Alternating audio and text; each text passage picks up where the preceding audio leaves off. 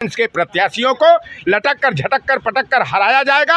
अगर ये पिछड़े वर्ग के नेता अगर पिछड़ों के गांव में जाएंगे, अपने बिरादरी में दुहाई देने जाएंगे, तो इनका माला फूल से नहीं जूता और चप्पल से पिटाई करके इनका स्वागत करने के लिए यह पिछड़े वर्ग का देश का शिक्षा मंत्री खंडायत कुर्मी बिरादरी के धर्मेंद्र प्रधान है और देश के प्रधानमंत्री जो अपने को पिछड़ी जाति का नीच जाति का बताते हैं नरेंद्र मोदी बीएचयू में 170 करोड़ ओबीसी फंड से हॉस्टल बनाने के लिए आया है।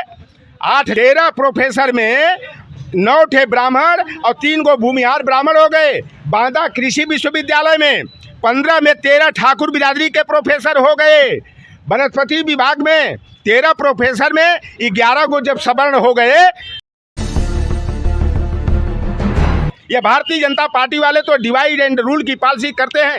खुलेआम डकैती हो रही है भारतीय जनता पार्टी में। ये बेईमान की बोलती बंद है। अब काहे नहीं बोल रहा है कि 71 में 68 प्रोफेसर सवर्ण, 38 गो ठाकुर और 24 ब्राह्मण जब गोरखपुर विश्वविद्यालय में बन गए, क्यों नहीं बोल रहे हैं। बीएड विभाग में गोरखपुर विश्वविद्यालय में 4 प्रोफेसर योगी के ठाकुर बिरादरी के हो गए, तब बोलती बंद हो गई। 5 कृषि विश्वविद्यालय 4 राज्य सरकार के अधीन की, एक केंद्रीय कृषि एवं प्रौद्योगिकी विश्वविद्यालय में पाँचों के पाँचों वाइस चांसलर ठाकुर बिरादरी के बना दिए गए।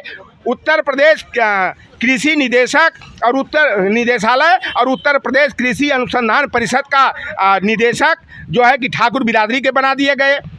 जननायक चंद्रशेखर विश्वविद्यालय जो अखिलेश यादव जी ने बनवाया बलिया में, उसमें जो है 13 प्रोफेसर में 9 ठे ब्राह्मण और 3 गो भूमिहार ब्राह्मण हो गए। बांदा कृषि विश्वविद्यालय में 15 में 13 ठाकुर बिरादरी के प्रोफेसर हो गए। वनस्पति विभाग में 13 प्रोफेसर में 11 गो जब सवर्ण हो गए, तो अखिलेश यादव इनकी ओम प्रकाश राजभर की, संजय निषाद की बोलती कहाँ बंद है। ये भारतीय जनता पार्टी में जितने नेता हैं ओबीसी की ना, चाहे वो राकेश सचान हो, चाहे स्वतंत्र देव सिंह हो, चाहे धर्मपाल सिंह लोधी हो, चाहे धर्मपाल सिंह सैनी हो, चाहे लक्ष्मी नारायण चौधरी हो, चाहे चौधरी भूपेंद्र सिंह हो, चाहे अनिल राजभर हो, चाहे बाहर से समर्थन में खड़े ओम प्रकाश राजभर हो, चाहे अनुप्रिया पटेल और उनके पति आशीष पटेल हो, चाहे संजय निषाद हो, ये सब भारतीय जनता पार्टी में मोहरे के रूप में है। और भारतीय जनता पार्टी पिछड़ों की वोट की डकैती और इनका शिकार करने के लिए बंसी में केचुआ और चपड़ी की तरह इस्तेमाल करती है। इन बेईमानों का जमीर मर गया है। पिछड़ों के हक की खुलेआम डकैती की जा रही है, इनकी बोलती बंद है। अभी यही बाबा साहेब भीमराव अंबेडकर विश्वविद्यालय लखनऊ जो केंद्रीय विश्वविद्यालय है, पीएचडी की 403 सीटों का विज्ञापन निकला है। 109 सीट हमारी ओबीसी को मिलनी चाहिए, ओबीसी को 0 बटा सन्नाटा कर दिया गया है। ये बेईमानों की कहाँ बोलती बंद हो गई है। देश का शिक्षा मंत्री खंडायत कुर्मी बिरादरी के धर्मेंद्र प्रधान है और देश के प्रधानमंत्री जो अपने को पिछड़ी जाति का नीच जाति का बताते हैं नरेंद्र मोदी बीएचयू में 170 करोड़ ओबीसी फंड से हॉस्टल बनाने के लिए आया है। 8,500 हॉस्टल 2-2 लाख रुपया में बन जाते एक रूम। वहाँ ओबीसी के बच्चों को, विद्यार्थियों को जो है हॉस्टल में प्रतिनिधित्व नहीं मिल रहा है, उनको कोटा नहीं दिया जा रहा है। तो इनकी जबान पर ताला क्यों लगा है। अभी आई टेस्टिंग ऑफिसर का 157 पद का विज्ञापन आया था, उसमें ओबीसी को 42 सीटें मिलनी चाहिए थी। 42 की जगह 30-12 सीटों की डकैती। एससी को 33 सीट की जगह 0 बटा 0 इस तरह की। और अभी देखे होंगे ग्राम पंचायत अधिकारी के पद पर जो भर्ती हुई, उसमें 396 पद हमारे ओबीसी को मिलना चाहिए, लेकिन ओबीसी को 257 पदों की डकैती करके मात्र 139 सीटें दी गई। तो जो मंडल विरोधी है वह भारतीय जनता पार्टी कभी पिछड़ों वंचितों की हितैषी नहीं हो सकती। और जो कहा जाता है कि दुश्मन अपना भाई भी अगर दुश्मन के गैंग में है तो वह दुश्मन के समान है। और आज भाजपा में जो भी ओबीसी एससी के नेता हैं जो निज स्वार्थ में अपने जमीर को गिरवी रख करके अपने जुबान पर जाब और ताला लगा करके चुप्पी साधे हुए हैं, वह कौम के दुश्मन हैं। और अब 2024 के चुनाव में एनडीए नॉन डेमोक्रेटिक अलायंस के प्रत्याशियों को लटक कर झटक कर पटक कर हराया जाएगा। अगर ये पिछड़े वर्ग के नेता अगर पिछड़ों के गांव में जाएंगे, अपने बिरादरी में दुहाई देने जाएंगे, तो इनका माला फूल से नहीं जूता और चप्पल से पिटाई करके इनका स्वागत करने के लिए यह पिछड़े वर्ग का समाज जो है इनका इंतजार कर रहा है। भारतीय जनता पार्टी आरोप लगाती है कि लोटन नाम निषाद जो पिछड़ों का प्रतिनिधित्व करते हैं उनको हक दिलाने की बात करते हैं, वो कुछ समय के आने के बाद अगर उनको एक टिकट मिल जाता है, वो विधायक बन जाते हैं, तो वो भी राजभर वाली भाषा बोलने अरे लगेंगे। सुनिए, भारतीय जनता पार्टी का प्रस्ताव कई बार आ गया है। अगर मुझे सामाजिक न्याय का चिंतक नहीं होता, सामाजिक न्याय का योद्धा नहीं होता, मंडलवादी अम्बेडकरवादी नहीं होता, तो इसी भारतीय जनता पार्टी से 2014 में मैं सांसद बन गया होता। अभी 15 दिन पहले मेरे यहाँ प्रस्ताव आया था और लौटन राम ने कह दिया कि चौराहे पर मुझे जहर की पुड़िया दे देना, लौटन राम खा लेगा, लेकिन अपनी अम्बेडकरवाद, पेरियारवाद, ललईवाद को कुंद नहीं होने देगा। लौटन राम मरना कबूल करेगा, लेकिन भारतीय जनता पार्टी में जाकर के अपने घर को भरने का और पद लेकर अपनी जुबान पर ताला लगाने का काम नहीं करेगा। अन्यथा बीपी मंडल जी, कर्पूरी ठाकुर जी, बाबू जगदेव प्रसाद कुशवाहा जी, छत्रपति साहू जी महाराज जी, सया गायकवाड़ जी, ज्योतिबा फूले, पेरियार ललई सिंह यादव, बाबू राम प्रसाद अहिर, रामचरण निषाद, राम लखन चंदापुरी और चंद्रिका प्रसाद जी क्वासु और चौधरी महाराज सिंह भारती और स्वामी ब्रह्मानंद लोधी की जो विरासत है, उनकी विचारधारा को आगे बढ़ाने का कौन काम करेगा? इन महापुरुषों की विचारधारा की रक्षा के लिए, आगे पहुंचाने के लिए अगर लौटन राम को जेल में भी भेज दिया जाएगा, चौराहे पर गोली भी मार दिया जाएगा, गैंगस्टर लगा दिया जाएगा, गुंडा एक्ट भी लगा दिया जाएगा, तो लौटन राम अपनी जुबान पर ताला लगाने वाला नहीं है। क्योंकि मैं संकल्पित हूँ मंडलवाद के लिए, अम्बेडकरवाद के लिए, सामाजिक न्याय के लिए। आज भारतीय जनता पार्टी लोकतंत्र और संविधान को मिटाने का पूरा षड्यंत्र कर रही है।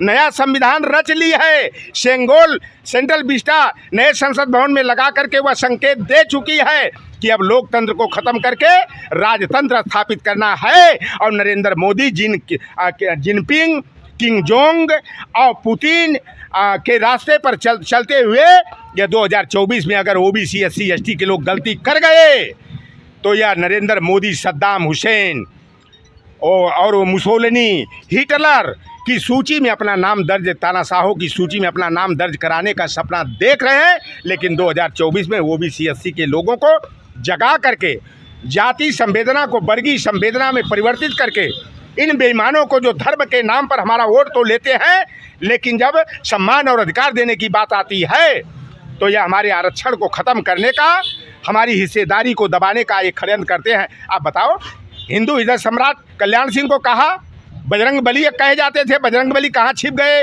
वो विनय कटियार का रहते पता नहीं, साध्वी ऋतंबरा और उमा भारती का पता ही नहीं है कि राम मंदिर निर्माण ट्रस्ट का जो ट्रस्ट बना 15 सदस्यीय, एक ओबीसी नहीं रखा गया 15 में। जब शिलान्यास का कार्यक्रम था, कल्याण सिंह जी उस समय जिंदा थे, कल्याण सिंह को नहीं बुलाया गया, उमा भारती और विनय कटियार को नहीं बुलाया गया। और देखे कि संसद भवन का शिलान्यास जब हुआ तो दलित कोरी बिरादरी के रामनाथ कोविंद को शिलान्यास कार्यक्रम में नहीं बुलाया गया और उद्घाटन कार्यक्रम में आदिवासी के नाम पर पूरा प्रचारित करने वाला यही भारतीय जनता पार्टी वालों ने खूब प्रचारित किया कि देखो एससी के बाद हम एसटी के एक महिला को राष्ट्रपति बना रहे हैं। और सेंट्रल विस्टा के उद्घाटन में वहाँ पर द्रौपदी मुर्मू जी को नहीं बुलाया गया। और संसद के गलियारे में जहाँ अशोक स्तंभ हमारा राष्ट्रीय चिन्ह, राष्ट्रीय प्रतीक लगना चाहिए, वहाँ सेंगोल राजदंड का प्रतीक लगा दिया गया। तो भारतीय जनता पार्टी मनुस्मृति के विधान को लागू करने के लिए गुरु गोलवलकर के bunch of thoughts we or our nationhood defined की परिकल्पना को धरातल पर उतारने के लिए, ओबीसी, एससी, एसटी को गुलाम बनाने के लिए पूरी तैयारी कर चुकी है। और नरेंद्र मोदी को पिछड़ा कह करके जो है कि आगे करके पिछड़ों को शिकार बनाने का काम कर रही है। 2019 का जब चुनाव था, जब पिछड़ों की नाराज़गी को देखे तो यहीं उस समय गृह मंत्री राजनाथ सिंह जी थे। उन्होंने 5 जून 2018 को प्रेस वार्ता करते हुए कहे थे कि संसद 2021 में हम ओबीसी की जातिवार जनगणना विशेष रूप से कराएंगे, 2024 तक घोषित करेंगे। और हमारी ही बिरादरी के नित्यानंद राय यादव हैं जो गृह राज्य मंत्री, हलफनामा सुप्रीम कोर्ट में दे करके ओबीसी की जनगणना कराने से रोक दिया। मैं जानना चाहता हूँ वह बेईमान भारतीय जनता पार्टी वाले देशद्रोहियों, पाखंडियों, ढोंगियों कि जब एससी एसटी की जातिवार जनगणना हो सकती है, एससी एसटी को कार्यपालिका विधायिका में समानुपाती का आरक्षण मिल सकता है, तो ओबीसी की जनगणना क्यों नहीं? जब कछुआ की, घड़ियाल की, मगरमच्छ की, डॉल्फिन की, चीता की, भालू की, बंदर की, पेड़ों और हिजड़ों की जनगणना होती है तो पिछड़ों की जनगणना क्यों नहीं धार्मिक अल्पसंख्यक मुस्लिम, सिख, ईसाई, जैन, बौद्ध, पारसी, यहूदी, रेसलर की कराते हो, ट्रांसजेंडर और दिव्यांग की कराते हो, तो ओबीसी की जनगणना क्यों नहीं? ओबीसी के प्रधानमंत्री अगर ओबीसी की जनगणना नहीं कराते हैं तो यह पिछड़ों के दुश्मन हैं, वंचितों के दुश्मन हैं, मंडलवाद के दुश्मन हैं, या केवल आरएसएस के एक मुहर्रिब के रूप में पिछड़ों का हकमारी कराने का काम कर रहे हैं। जब राष्ट्रीय पिछड़ा वर्ग आयोग को जब संवैधानिक दर्जा दिया गया तो हमारे पिछड़े वर्ग के नेताओं को, धर्मेंद्र प्रधान को, नित्यानंद राय को, रामकृपाल यादव को, लक्ष्मी नारायण यादव को, हुकुमदेव नारायण सिंह को, डॉक्टर सुधा यादव को और अन्नपूर्णा देवी यादव को, तमाम ऐसे नेताओं को लगा करके जो है प्रचार कराया कि भारतीय जनता पार्टी ही पिछड़ों की हितैषी है। देखो, लंबे समय की मांग को भारतीय जनता पार्टी ने पूरा कर दिया, पिछड़ों का सपना साकार कर दिया। लेकिन पिछड़ा वर्ग आयोग जो है सफ़ेद हाथी और ढाक के 3 पात साबित हो रहा है। बताओ, खुलेआम हमारे अधिकारों की डकैती, हमारे हिस्से की डकैती हो रही है। ओबीसी का 27% आरक्षण शिक्षक भर्ती में आप देखें, 69,000 शिक्षकों में 3.48% हमारा केवल प्रतिनिधित्व हो पाया। इन बेईमान जो है गलत तरीके अपना करके जो हमारे लड़के कट ऑफ मार्क्स में, कट ऑफ मेरिट में सवर्ण जाति के अभ्यर्थियों से उच्चतर अंक पा रहे हैं, उनको भी 27% में समायोजित करके हमारे हक हिस्से की डकैती की जा रही है। आप देखे होंगे कि स्वास्थ्य विभाग की जो नियुक्ति हुई थी उसमें केवल 9.21% हमें भागीदारी दे करके 17.5% से अधिक की खुली डकैती की गई। तो भैया देखो, एक बात कही जाती है कि दूध की रखवाली बिल्ली को सौंपे गए तो दूध सुरक्षित नहीं रहेगा, और मेमने की रखवाली जंगली कुत्ते से आप अगर कराने की बात सोचते हो तो मेमना को चबा डालेगा, यह संभव नहीं है। और उसी तरह की गलती ओबीसी के लोग करते 4 चुनाव में आए हैं। 2024 के चुनाव में हम लोग लगे हुए हैं ओबीसी, एससी, एसटी, पसमानदा समाज के लोगों को जोड़ने और जगाने के लिए, और लोग अपनी गलती को महसूस कर रहे हैं और 2024 में भाजपा की विदाई करके इंडिया की सरकार बनाने के लिए कमर कस रहे हैं।